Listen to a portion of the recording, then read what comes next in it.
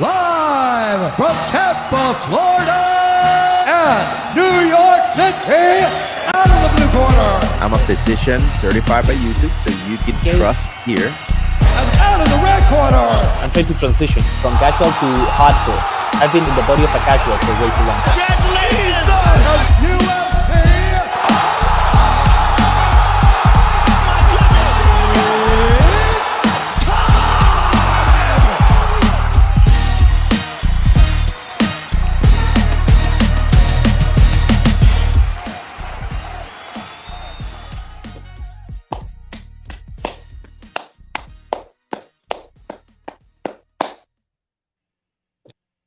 ¿Qué está pasando? What's going on? What up? What up?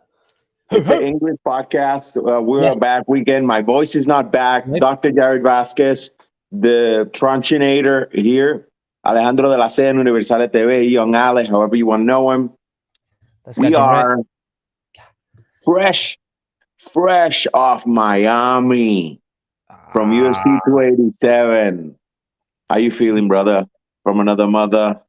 I'm feeling tostadito. I'm feeling a bit exhausted, Jared, because it was quite an intense weekend. But Yes. I'm feeling ready for more, to be honest, after such an exciting event, after getting to know you in person, which was awesome. Guys, he's as ugly as it looks like on the Yes. screen. In real life, same thing. Same goddamn thing. And and yeah, bro. Pumped to be here. I've started a new job, guys. Like personal disclosure, so I've been a little bit stressed, but I should be fine. That's why we are a little bit late. Our apologies. We usually start at 7. It's 7:13 that we started with this.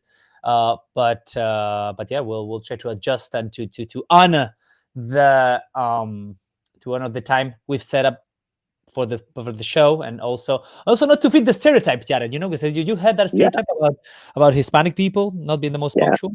There's a beautiful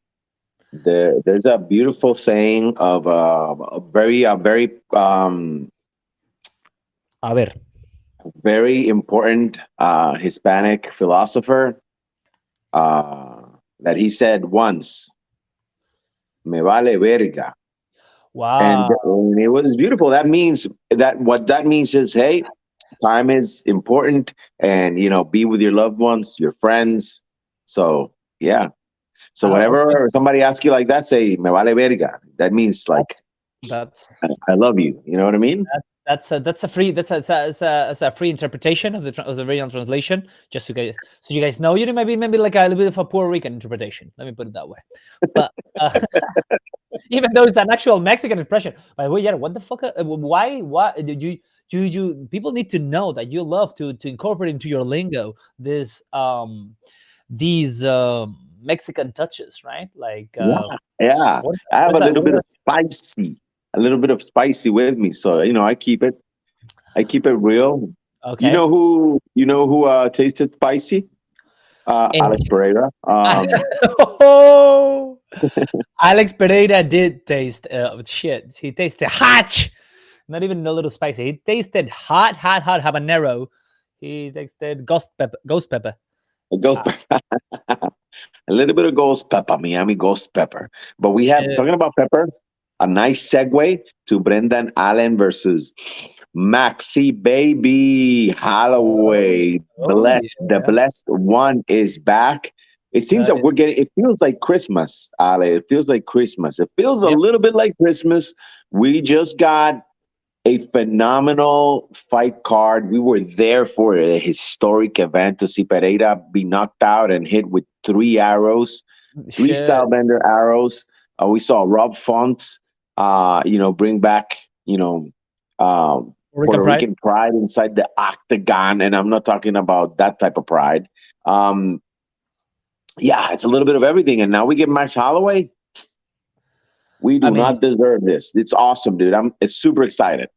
Couldn't agree more. And we don't only get Max Holloway. We get Max Holloway until a very strong up-and-comer in Arnold Allen, a guy that has been carefully and meticulously, nurtured by the UFC and the powers that be. Huh? The powers that be. Yeah, the UFC. Right. That's goddamn right. And now it looks like he's ready for the big boys. It's quite a step up in his game, especially because against Calvin Cater, we couldn't see as much of him, right? Because of that unfortunate Hmm. injury. But the guy is young, the guy is fast, strong. He feels ready, confident as heck, and he's got the test, the challenge by facing, a veteran, a seasoned, a powerhouse when it comes to MMA in general, boxing in particular, because this guy has some fine hands, doesn't he?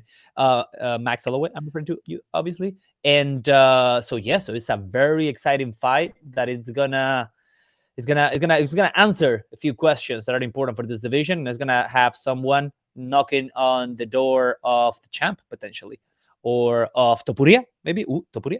Could be. Could be. You never know. Our brother from your Madre Patria. So then we gotta say also, Jared, that the card drops a little bit in. I mean, I don't want to say drops in value, but it kind of does it, doesn't it? There's still interesting fights, interesting fighters. I feel like there's no, yeah. Fight night in Kansas City. The UFC is back on the road, trying to ramp up those fight nights elsewhere, besides the Apex Center that they and we all love. So Kansas City, the tickets were not too expensive. I was considering going had I had not to be responsible human being and work. I would have considered it because they were going for like about $90 a pop. Yeah, which is pretty good. Nice. I checked even the plane tickets. There were a couple $100. It would have been a nice thing to do, but all in all, it'll be for those who are lucky enough to grab a ticket in the Kansas City area. So it'll be with audience, so it'll have a nice feeling to it. So, but anyway, Holloway. I mean, Arkansas. If you live in Arkansas, Kansas, yeah. Oh, if you live in Kansas, what were the odds of you getting a Max Holloway fight? So this is a treat for them, It really is. It is a treat, and I would have no doubts if I live in the vicinity, if I live in the area, I would definitely go. But I was just trying to check, because there's a fun fact about America that probably many of the people who are Americans that are listening to this, or not really, but it's what it is. It's just the motto. It was the vibe over the weekend. Do you know that Kansas City actually is located in Missouri? Ooh. Not in Kansas State. There's a Kansas City in Kansas as well, but the popular one, and I want to confirm that this one is that the event is taking place on that one. The T-Mobile Center of Kansas City, T-Mobile Center should be Missouri. So yeah. There you go. It's a great fight card. I mean, if you jump right into it, Max Holloway, he's had the bad luck of being right there meeting Volkanovski mid title reign and having his title hopes kind of derailed again. So, he's left with this task of being kind of a gatekeeper. Shout out to Danny M in the messages. Oh, wow. So we've seen Max Holloway, and he's in an awkward position, Ale. There is absolutely no other way to describe it. I mean, if you're Max Holloway, you can't fight Volkanovski again. What do you do? You sure can't. Just take whatever Tito Dana gives you. Sorry, because what are you gonna do?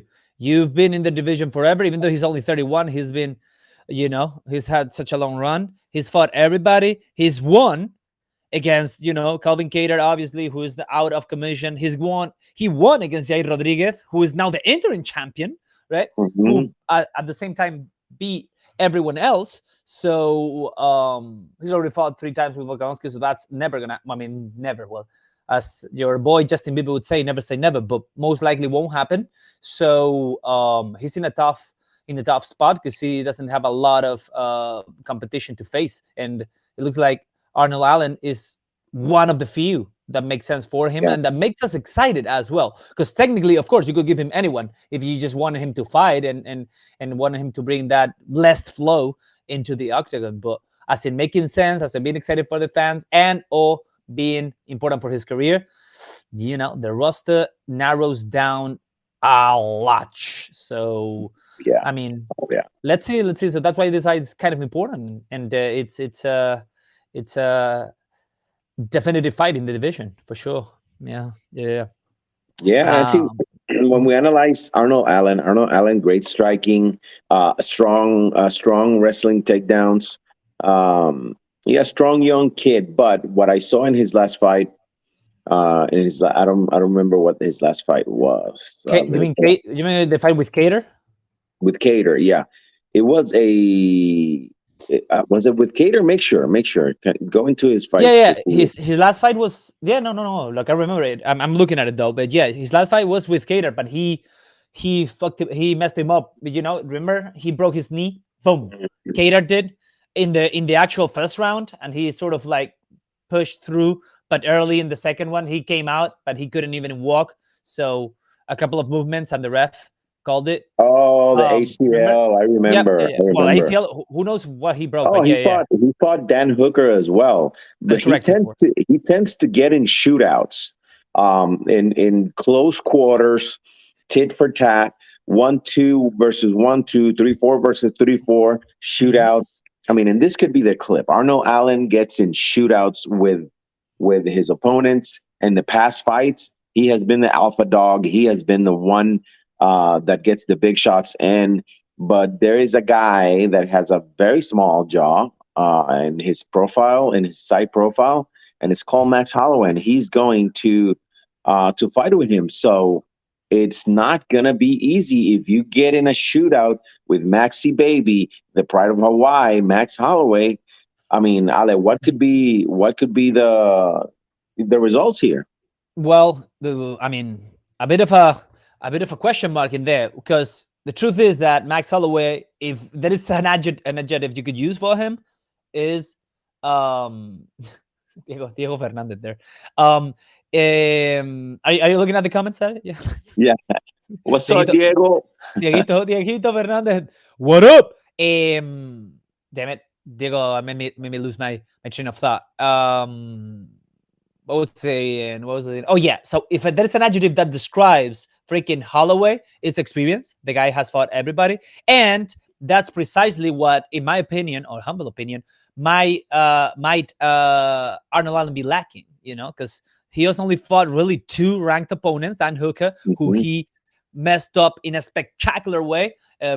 We saw, Dan Hooker and his weight cut or whatever has happened to him. He's been knocked out a few times, and he was sure knocked out real quick by Allen, showing an excellent striking on that fight. He was definitely a bit more composed fighting Cater, but definitely as well winning that fight and showing that he was the better fighter for sure.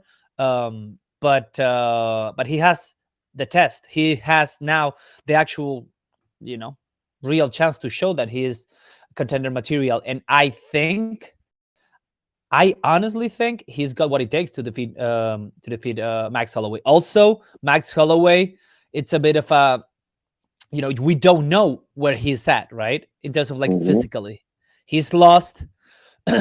He's lost. Like his last bout for sure with Alexander Volkanovski, he lost it. We saw Max Holloway kind of diminished, if I may say, Yaret. We saw Max Holloway that couldn't keep up with Volka's pace, with Volka's intensity.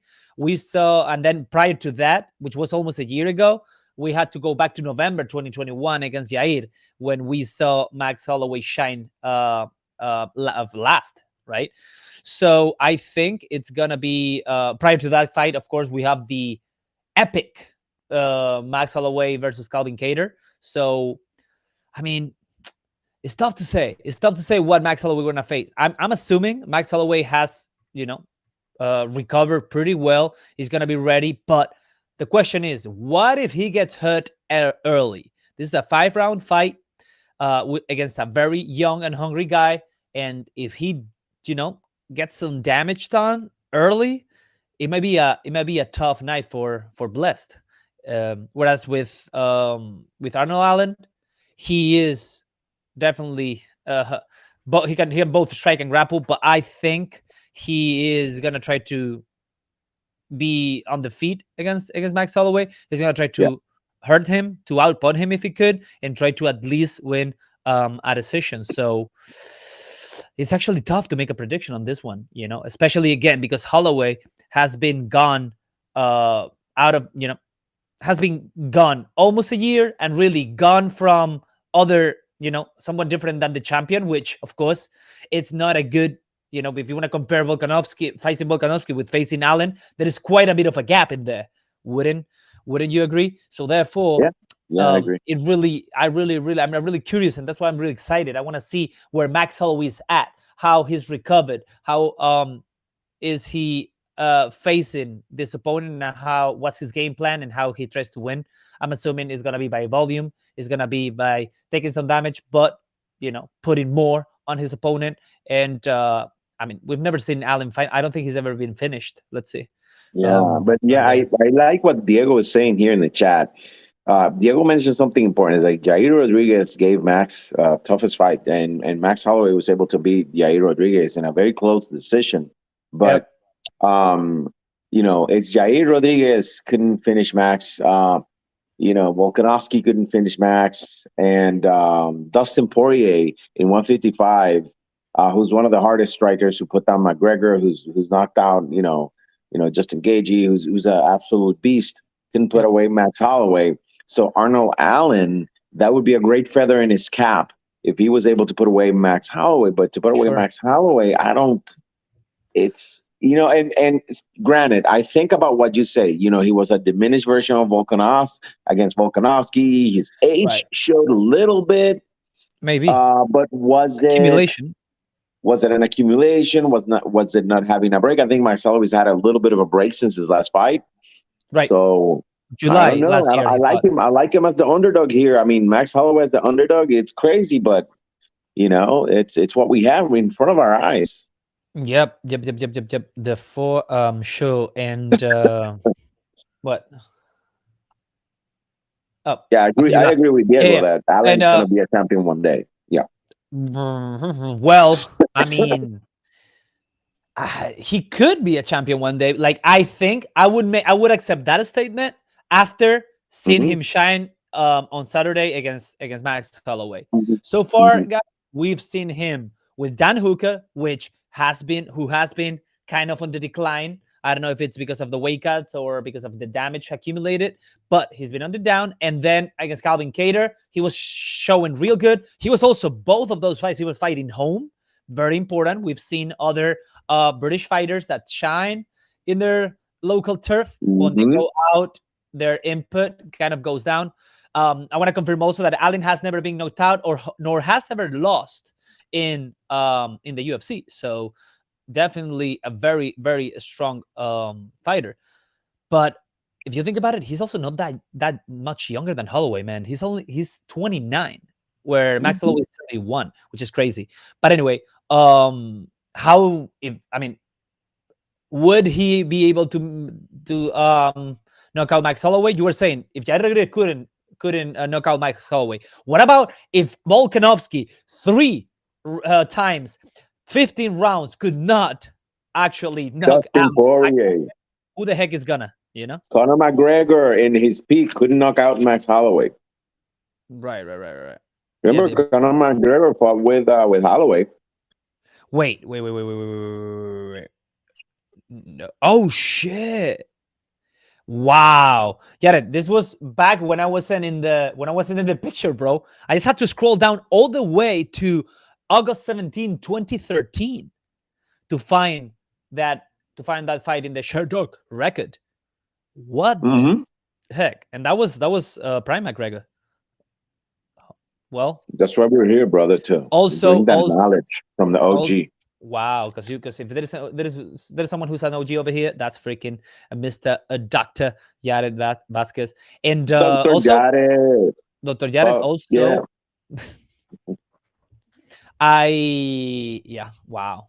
I mean, Also, that was Connor at featherweight. That maybe he had that bit of a less punch power, because remember Connor had to become a walking skeleton, a walking carcass to make that weight. So you could argue that as well. But he's been a champion on the He weight, knocked so out a lot of people in 145. that's true. Dennis Yeah, yeah, Seaver. He knocked out Dustin Poirier in 145. sure. Jose Yep, yep, yep, yep, Aldo, yep. a guy Yeah, by yeah, the yeah. name of Jose Also, Aldo. that's yeah, yeah, yeah, yeah. But then by the same token, Max Holloway also he defeated what, once or twice actually. Yeah, he defeated Jose Aldo twice as well. Yeah. So, but yeah, yeah, yeah, yeah. I'm really really excited about this fight, and I really want to know where Max Holloway is at, and I want to see what Arnold Allen does with an actual top three opponent, which he's never faced at all. I yeah. So that's why I was saying, like, this fight is gonna answer some questions, and those two are gonna be the main ones to me. Um, if Arnold Allen wins, well, he is now fully in the conversation, because with Brian Ortega, when Brian Ortega gone, we don't know when he's gonna return. The shoulder thing, who knows if he's ever gonna return proper, like, to be a top fighter as he used to be. With Josh Emmett already locked with Ilya Topuria, we had the Korean Zombie. It's a bit of a question mark as well, because he was like battered by Volkanovski in his last fight. So I mean, he's also been defeated by Yair, who is the interim champion. So not looking too good for him for options. So this is the most exciting fight in this division at the moment, of course, with the permission of the Topuria Emmett, which is also going to be a very exciting fight, because then you have Calvin Kattar also out of commission. We have Giga Chikadze, who was looking real good until he didn't. And then Evloev, who Mozart.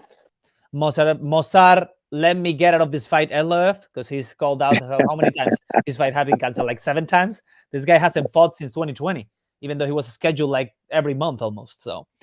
So, and then we have and then beyond that, and beyond Bryce Mitchell, who was unfortunately exposed by Ilya Topuria, we have just, Edson Barbosa, Dan Ige, fighters that are definitely not humbly and respectfully top 3 or contender material. So this is the fight. It's fair to say. This is the fight of the division, other than the title bouts. So let's see what happens. Yeah, let's see what happens. I agree, my friend. Let's move along. What do we got? Hold on. Let's give our prediction. Yeah. Did you know? Ooh, what? Are you scared, my brother? Are you scared? What's happening? Are you scared, homie?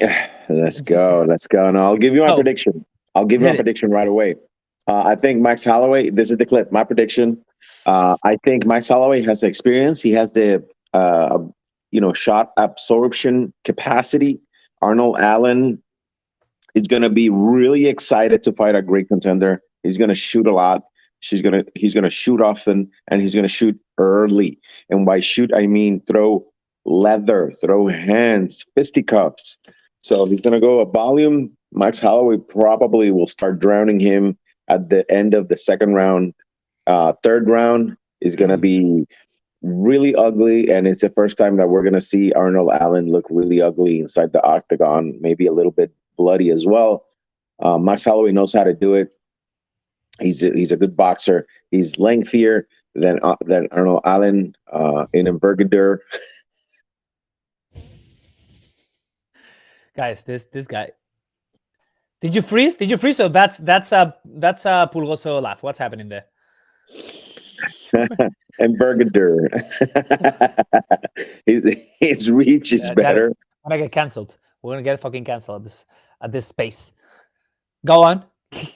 I think. I mean, Diego says he doesn't believe in Holloway, but I think Holloway. It's a great test. If Allen is able to survive that third and fourth round, and not be bloody and not be messy and not succumb to the max pressure, I'll be a super Arnold fan, and I'll tell you that if he beats Holloway convincingly, I think Volkanovski and Yair are not going to stand a chance. But we'll have to see. I think Max has what it takes. So I think we might seeing Yair versus Max 2 in the future. I think so too. In this case, I think Allen's an excellent fighter. I think he has yet to be tested at the highest level, and we are gonna find just that out on Saturday. So, but if I have to evaluate the information I got on my hands, and I have to make a prediction here, I think. Shit, Max Holloway has been gone for almost a year. Who the heck? I mean, no, the guy is a machine, though. Whatever, fuck it. I want to agree with the doc. I think it's going to be a very challenged bout. I think there isn't going to be a knockout. There's going to be a fight that's going to go the distance. But ultimately, I think Max Holloway is going to win. I don't know if a decision, if a unanimous decision. He may even, because of Allen's. Oh shit, the Octagon dog. That might be. It might be because of the. So it may be as challenged as going to a split or majority decision, because Allen is gonna give it his all. He's gonna throw like it's nobody's business. He's gonna try to win at all costs. So, but at the end of the day, I think Holloway. I have faith. I disagree with Diego. I agree with the doc, and therefore I think Holloway is gonna take it for the decision that could be either unanimous or halfway there, split and or majority. So that's what I'm. All right. There you have it. There you have it, folks. What do we have? What another notable fight? What another notable fight? We can have within the same. I mean, notable. Billy Q, baby. Significantly, as we're talking, as we're saying, a bit of a diminished return, I guess. A bit of a drop in stakes, quality, if you will. I didn't want to use the word quality, to offend anyone, but the truth is that we're seeing here Edson Barbosa versus Billy Quarantillo, a fight. We go from top contenders to the 14th in the division and an unranked fighter to be on the canvas prior to the main event. So that is the co-main right there. Yeah, how do you feel about this one? Well, Billy Quarantillo has a great pressure style. He can absorb shots, and you think he's in trouble, and he swings right back and puts in great combinations, and it's able to put fighters away. Oh yeah, we saw him. Edson Barbosa is long in the tooth. What's the age? What's Edson Barbosa's age? He's 38, I believe. Let me just confirm that. He's 37. Sorry, 37. 37. How old is Billy Q? Billy Q is 34. 34. So, I mean, he's a little bit younger than him, but the war that Edson has been in. Exactly. Sorry, Jared. Yeah, go ahead. New York City, baby. Yeah, it's the wars that Edson has been involved in. I mean, he's been knocked out by Justin Gaethje. He's put people through the grinder, through the cheese grinder as well.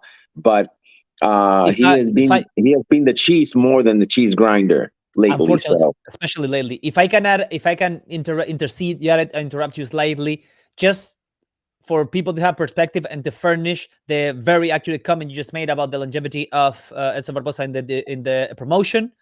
Edson freaking Barbosa, Jared, started his tenure in the UFC in November of 2010. This effort has been fighting in the UFC for 13 straight years. Whereas Billy Quarantillo, what's that? He's been a fighter longer than I have been a doctor. Damn. Billy Quarantillo, on the other hand, it started fighting in the Dana White's Contender Series in July 2019, made his debut in December 2019. So barely 4 years versus 13 years. How is that for what you were saying about Edson being the more experienced fighter in this bout, bro? Yeah. And it's, the brain is like a, it has a counter. It has an Ostia counter. And the more Ostias you receive, what's up? Is everything good? You there? What's up? Yeah. No, I was saying I just wanted to make you. I just wanted you. There we go. So the more shots you take, the brain has a counter. The more shots you take, the less capacity you have to absorb trauma. The faster your brain is gonna turn off when you're receiving shots. We all saw it in the career of Chuck Liddell. We all saw it in the career of Luke Rockhold. I mean, there's countless fighters that had great chins in the beginning, and then they have diminishing returns the later their careers are, and the more trauma they absorb. Edson Barbosa, I think it's his time to start showing that age. Billy Quarantillo has great boxing, and more than anything, he has pressure style. So he can pressure people, and he can put you on your back foot. Edson doesn't fight well on his back foot, so I think that Billy Quarantillo is going to be able to put one of the final, if not the final, nail in the coffin of Edson Barbosa's career, which has been prolific. 13 years is fantastic. It's phenomenal. It's great, but I think all good things come to an end, and we're starting to see that third wave of MMA fighters retire. And I think after we saw Jorge Masvidal retire this past weekend, I think Edson Barbosa is the obvious next one. Yeah. Unfortunately. Yep. Also in the same age range as the Game Bread Masvidal. Well, yeah, I am also gonna be. I also agree with you. I definitely think that when you take into consideration all the data, all la data, and you look at Mhm. not la data historically, even though you can see here that Billy Quarantillo surpasses Edson Barbosa in almost every stat. But when you look at how fights, like the last results of both fighters, and more importantly, how both fighters showed up in their last bouts. I mean, Billy Quarantillo, we saw him pairing war against what is Alexander Hernandez? Alexander Hernandez, yeah. Against Mhm. Alexander Hernandez. Remember that fight where I he remember. got rained down, you know, punches on him for like 1.5 rounds. He took it all. He, I think even he was even knocked down or on the verge of being knocked down, at least rocked, and he kept his posture. He stayed at it. He did not give up, and then he came back with a bang and actually put a KO in on Alexander Hernandez when we all were thinking that Billy Yeah. Quarantillo was about to be defeated. Whereas even though he lost against Shane Burgos, he definitely showed that he's got. He didn't show any signs of being, excuse me, wearing out as a fighter overall. Whereas Edson Barbosa, I mean, out of his last 1, 2, 3, 4, 5, 6, 7 fights, he's lost 5, winning 2, 1 decision, 1 KO against Shane Burgos. But the last 2, which I remember vividly against Giga Jikatse and Bryce Mitchell, he was, outpowered and outclassed, and he did not Mhm. look that good. We all remember the Edson Barbosa that was like the incredible kicker that he probably still is. But as you put it, Father Time is starting to get a hold of him, and I think that's gonna show. I hope I'm wrong. I hope Edson Barbosa has one last day in the sun and manages to hurt Billy Quarantillo and try to finish him. But if he does not do that quick in the fight, I think Billy Quarantillo is gonna end up putting it on him and is gonna end up actually winning this fight. Prediction, Yared? Oh wait, you gave your prediction already. God damn it. Oh yeah, no, I'll say Father Time is undefeated and stays undefeated next Saturday, retiring Edson Barbosa, unfortunately, and Billy Yeah. Q, my boy from Tampa, baby, he gets a great marquee Tell win tell people, against tell a people. great opponent. Yeah, Billy Q. Billy, I'm a ringside doctor, so on the weekends, I am officiating as a doctor in MMA fights, amateur and pretty soon pro here in Tampa. I got an email today. I'll tell you all about it offline. Nice. Wow. And yeah, I see Billy Q all the time, and he has great guys from his gym. I'll mention one, Ali Bozam. Ali Ooh. is a great fighter. Okay. I believe he's pro already, and I think he's gonna be a good fighter. I think he's 170 pounds. Funny Yep. guy in social media, great fighter, stud. So yeah, Billy Q is the best, and a big guy, a big figure in the UFC, and he's humble. He's t-shirt, backwards hat, and coaching his fighters in a gritty way, all in with his boys, even if it's really small shows. He's there, so I respect that. Hmm. Billy Q all the way, baby. Team Billy Well, Q. it looks like, yeah, it looks like getting to know you in person has made me a little bit softer, and I no longer want to contradict you all the fucking time because I agree Go for 100%. it. I agree 100%. I mean, I already kind of like enunciated it because I was praising Billy Guarantilo while talking about Yeah, Diego. the wear out of Edson Barbosa. Diego, But yep, what's up? Diego says that Shane Burgos is the fake Boricua was knocked out by Barbosa. He's a I New mean, Yorican. He's a New Yorican, yeah, though. No? yeah. He's a New Yorican. Shane Burgos was hot and cold, and Shane Burgos is currently in the PFL.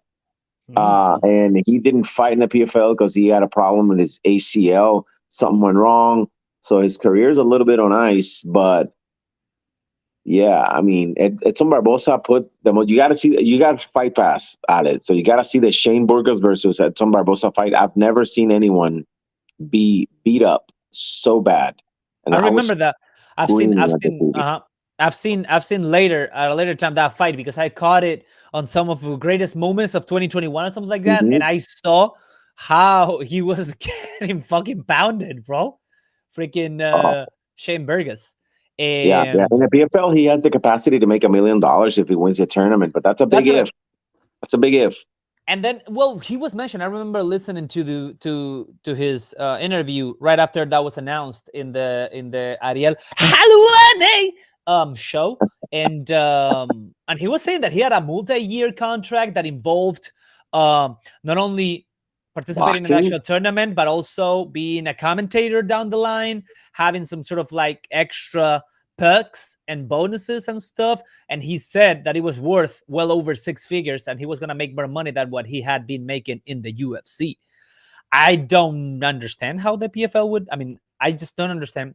I really want to talk to our good old friend Wilfredo from a very well known promoter in the Las Vegas area, Boricua, Puerto Rican as well. I really want to understand why these other promotions expect when they sign these fighters that have shown signs of decline, like Shane Burgos, because I guess Shane Burgos, ever since that fight, he was never the same. Like I saw him live in his very last fight in the UFC. Jared. Last year in the UFC Fight Night Long Island, he fought against Jordan, forever a winner because of the girlfriend that he runs with these days. Well done, So Jordan. yeah, well Well done. done. We salute you.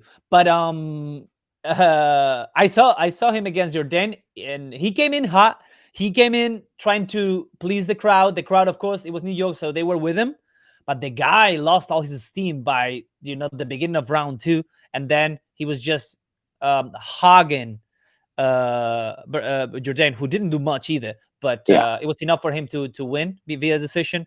All in all, yeah, Shane Burgos probably was affected forever from that fight against Edson Barbosa, and even though he won against Billy Guarantillo in, I guess, what it was maybe not the greatest night for him, for Guarantillo, Yeah. he Yeah. is He makes like yeah, $50,000. He makes like $50,000 now per fight, but he has all the perks from the other parts of his contract. So I think, answering Diego's question, like how much money Shane is gonna do less money than he made in the UFC in the fights, but I think he's able to get sponsorships. He's right. able to get a whole Uh-huh. bunch of other stuff. And I mean, fighters at his level would make at least 100 to 150K a year on sponsorships alone, because they're represented by big agencies like William Morrison Endeavor, in other, what's the CA, right? Is it CA? CAA. CAA, Uh-huh. and they represent the Sports. fighters, and they Mhm. have capacity brand deals and all that stuff. So he's gonna actually make more than he did in the UFC, just because he's gonna have that open, which is weird that the freaking UFC is keeping their fighters from getting all those brand deals because they want them for themselves. So it's Yep, it's Tito Dana, is a little bit of a cuck for doing that for that sure. type of that type of move. So, but good Yeah. on Shane. I mean, Hey, competition's gonna be a little bit easier, and he's gonna, get a little bit more money. So more power to him. More power to him, to the fake Boricua, like Diego Fernandez says. and to And answer yeah, to answer slightly further to Diego Fernandez, he said that the PFL offered him a significant raise, a deal that where he would make in one fight what it took him multiple fights in the UFC to make. He also said that they will offer him commentary opportunities in the future, which has been a post-career goal of his. And he said that at the end of the next year, after being in the PFL for 1 year, he believes there is a good chance he'll be a multi-millionaire. So he didn't go into specifics, though, in terms of fights and,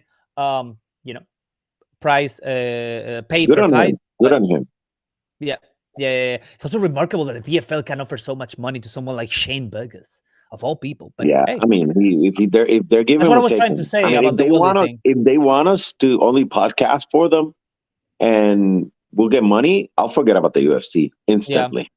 Now you were saying about the knee. Here says that he's fighting in next week against the champion in the lightweight division, Olivier Aubin Mercier, who also was in the OAM. Monsieur Olivier, Who lost all but 3 of his fights in the UFC. No, wait, he lost 3 in a row, though. Yeah. But anyway, but you're saying that he has a problem with the knee? Well, it doesn't really matter, right? We're going off topic here. Diego Fernandez, Diego. You catch us. You catch us. What other fight are you catching there? Because I give my prediction. I said Billy Q by knockout in the second round. I'll be very specific, by knockout on the second round. Billy Q. There you go. Well, I think he's gonna win a convince. I think he may be able to TKO him in the third. Yeah, I'm gonna go. Of course, I'm talking about Billy Q. William Quarantilla. William Q. Mr. William Q. Known to his friends as Billy Q. And then to answer your question, Jared, about the other fights. So the other fights, let me just pull up the screen. The other fights, I'm not so interested about the matchup per se, but I kind of want to see a fighter on each of these ones. Like, for example, with the Jacoby Marzakanov, I really want to see what Dustin Jacoby brings on the table. He's been doing well. He's been on the up and coming. So I hope we can see another victory and we can see him going a little closer and going up the ranks. I really want to see on the one below what Young Kutalaba looks like at this stage of his career, because he's been losing left and right, even though he looked like he was going to be a contender for the title. He's lost a lot of his steam and power in his tenure in the UFC. So I'm very intrigued to see how he does against Tanner Boza. And then I really want to see also this one. I actually want to see the bout because I'm interested in both of them, but I want to see what Chris Gutierrez is at.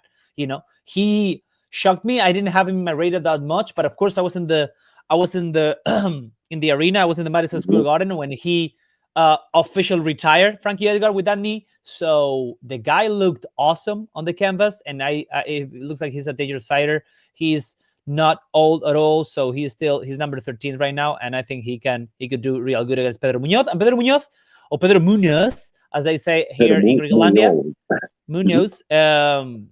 I mean, the guy got cheated on. The guy, I mean, in my humble opinion, because he was, to say the least, tit for tat with Sean O'Malley and in that fight, and then they gave the bout to Sean O'Malley, and he was like, "What the fuck just happened?" So I really want to see how he comes back from that, and if he's gonna be hungry, he's gonna be ready to show that a big mistake was made on his part, and he's gonna be coming guns a-blazing, Pedro Munoz. I hope even more, and hopefully more, because I think he might be a bit of a slow starter, but even I hope he comes a little more guns a-blazing than what he did with against freaking Sean O'Malley. So this fight should be very interesting to see, to get some questions answered in this bantamweight bout. And then, of course, who doesn't like to see Clay Guida with 76 years of age still rocking in the octagon? I tip my hat to Clay Guida. Yes or yes, Jared? Yes or yes? Oh my God, fucking Clay Guida, man. He's so old. I mean, I'm old. But he still got the fire. He'll go there, guns a-blazing. It hasn't been looking too good for him lately, right? I mean, I remember his last few fights, but he still got the fire in him. So Did he win his last one? oh wait, or he did. He won. Yeah, hold on. Let me just check. He did one. Yeah. It was split decision. Remember that they were like not throwing for I don't know how long. And it's Scott Holtzman, December last year in the Thompson. December last year in the Thompson against Holland. Yeah. It was a split decision, and yeah, that was not a good fight. But he won. Hey, Yeah, he that's won. good. He It's won. good, baby. It's good. It's a W. Is a W is a W. That was a W. 41 years of age. He'll be in a few months 42, and he's still rocking. How long has he been in the UFC? I wanna see. Hold on. I want you to guess. When do you think he debuted? He started in the UFC. 15 years ago. Well, my friend, I am sorry to inform you that you are wrong. He started in the UFC on October 2006, bro. That, if my math doesn't fail me, 17 fucking years ago, yo. I was close. I said 15. You were close. Of course, you were close. But we were going for accuracy. Everyone can say 300 years because the guy is, a veteran. But specifically, man, what? And of course, I'm not counting the striking force, because back then I guess it was still striking force, right? In 2006, I don't remember when Strike Force, yeah. Strike Force.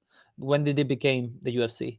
UFC in 2013. So yeah, definitely was an independent promotion back then. So because he fought in Strike Force a couple of times before going to Shoto and the WEC, and then finally made it.